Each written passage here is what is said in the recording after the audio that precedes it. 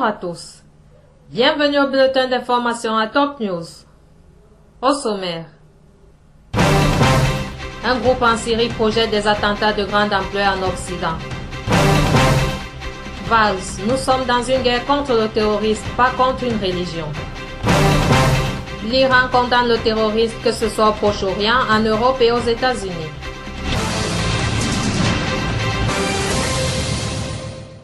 Voici le détail. Le chef du M15 au service de renseignement intérieur britannique a déclaré jeudi qu'un groupe islamiste extrémiste se trouvant en Syrie projetait des attentats de grande ampleur en Occident. Parlant à Londres au lendemain de l'attentat meurtrier commis à Paris contre l'hebdomadaire Charlie Hebdo, qui a fait 12 morts, André Parker, directeur général du M15, a évoqué le risque d'attaque qui pourrait être commise par des combattants appartenant à divers groupes et revenant de Syrie. Bien que la menace la plus évidente soit celle de l'organisation État islamique, des extrémistes appartenant à des groupes liés à Al-Qaïda constituent également un danger, a déclaré M. Parker. M. Parker a souhaité dans ce contexte que les services antiterroristes disposent de pouvoirs renforcés pour l'identification et la surveillance des suspects.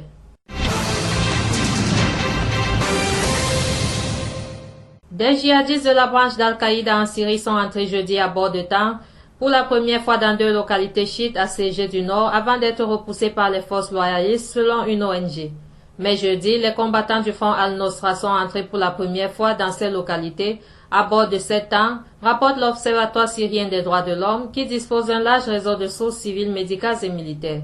Il s'agit d'une attaque d'ampleur et simultanée, précise l'Observatoire.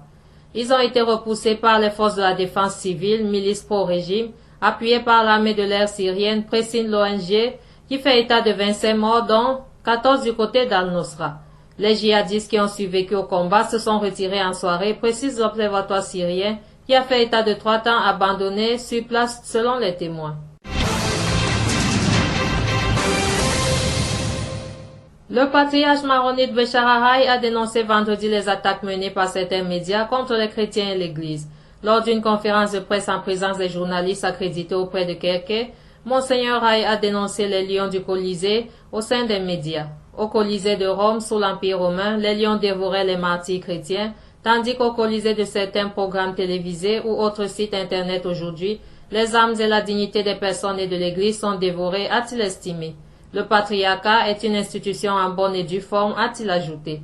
Je vous prie donc de ne plus nous donner d'instructions ou de vous comporter en tant que tuteur du patriarche, a poursuivi Monseigneur Ahai en allusion à ses critiques. Par ailleurs, il avait récemment dénoncé une campagne contre Kerké. Le patriarche maronite Béchar Ahai a estimé aussi vendredi que la présidentielle est tributaire du conflit sunnite chiite dans la région, rapporte la chaîne LBC1.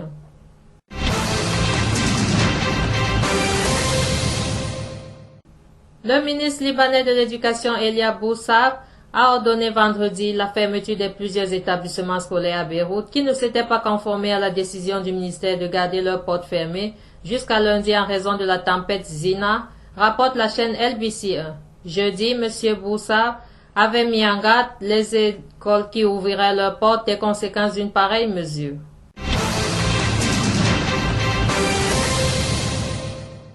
Des services de renseignement, notamment libanais, ont mis en garde durant les derniers mois les autorités européennes contre le risque d'attentats spectaculaires sur le sol français, croit savoir le quotidien Al-Safi dans son édition de vendredi. Les renseignements libanais et syriens ont notamment informé Paris d'éventuelles attaques spectaculaires que des groupes djihadistes de retour de Syrie ou en contact avec des militants sur place pourraient mener contre la France. Selon les services de renseignement libanais, des préparatifs sont en cours pour une nouvelle opération terroriste sur le sol français qui pourrait être plus violente que celle contre Charlie Hebdo, rapporte encore Al-Safir.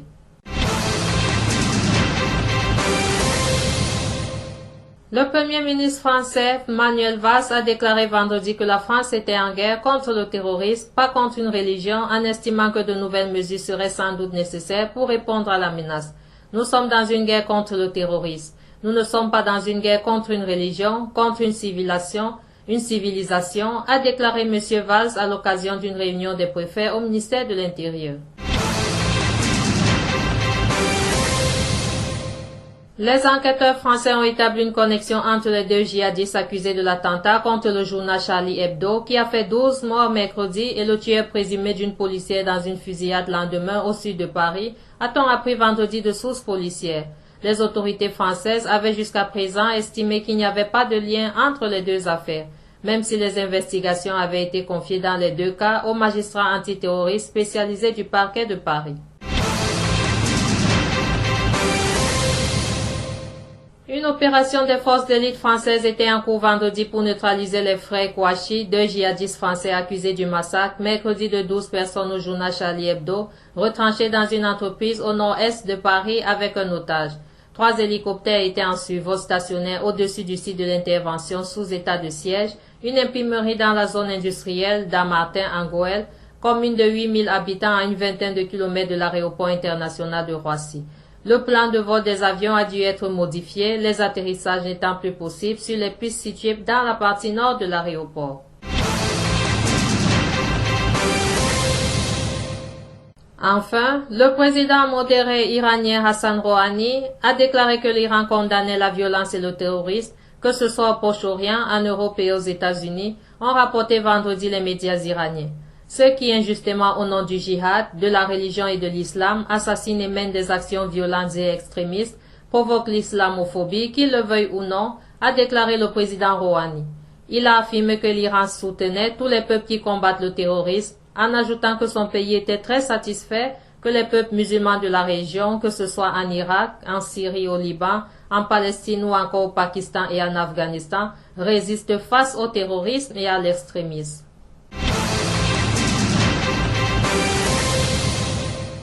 Merci à vous qui nous suivez de Beyrouth et partout ailleurs. Bulletin présenté par Anna Ekame.